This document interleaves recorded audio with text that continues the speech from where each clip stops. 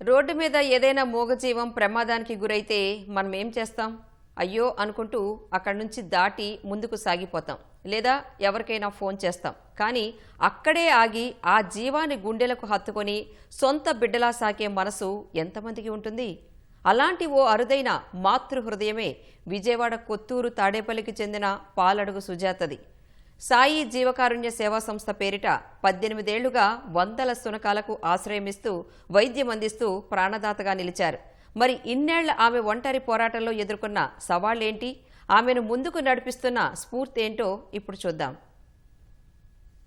విజయవాడ సమీపంలోని కొత్తూరు తాడేపల్లిలో ఉన్న సాయి జీవకారుణ్య సంస్థ ఎన్నో శునకాలకు అండగా నిలుస్తోంది. 2009లో కేవలం 2 కుక్కలతో మొదలైన ఈ ప్రయాణం ప్రస్తుతం ఎన్నో శునకాలను ఆదరిస్తోంది. అసలు ఈ ప్రయాణం ఎలా ప్రారంభమైంది, దీనిని ఎలా కొనసాగిస్తున్నారు అనే విషయాలని ఇది నడుపుతున్న సుజాత గారిని అడిగి ఆమె మాటల్లోనే తెలుసుకుందాం. సేవా సంస్థను ఎప్పుడు ప్రారంభించారు, అసలు దీని వెనక మీకున్న కారణం ఏంటి? నా పిల్లలకి యాక్సిడెంట్ అయిన కాడ నుంచి అక్కడి నుంచి మొదలైంది. దాని తర్వాత అది ఆ ప్రేమ ఇంత పెద్దదైపోయింది. అది అక్కడ నుంచి ఇక్కడ కొత్తూరు తాడేపల్లి వరకు వచ్చి ఈ తోటల దగ్గర ఆగింది.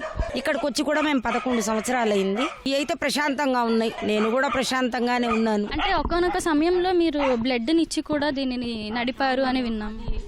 అది 2012 అప్పుడు మా హస్బెండ్ నేను నగలు అమ్మేశాను, అవి చేశాను, ఈ చేశానని నాకు కంప్లీట్ మనీ ఇవ్వకుండా అలా చేశారు. అప్పుడు ఇక తప్పలేదు. కిడ్నీ కూడా ఇవ్వడానికి సిద్ధపడినప్పుడు అమ్మ హాస్పిటల్ డాక్టర్ గారు శ్రీలక్ష్మి గారు 2014 నుంచి ఇప్పటి వరకు ఆవిడ హెల్ప్ చేస్తున్నారు మనకి.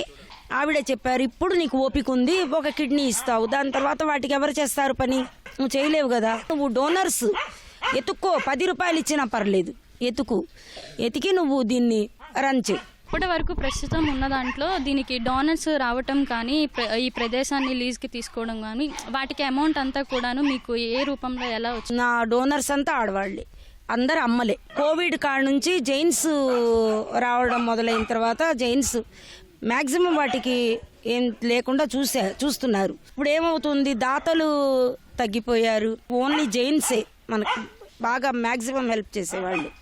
ఇది నాకు రోజు నాకు ఒక లాటరీ లాగా అయిపోతుంది.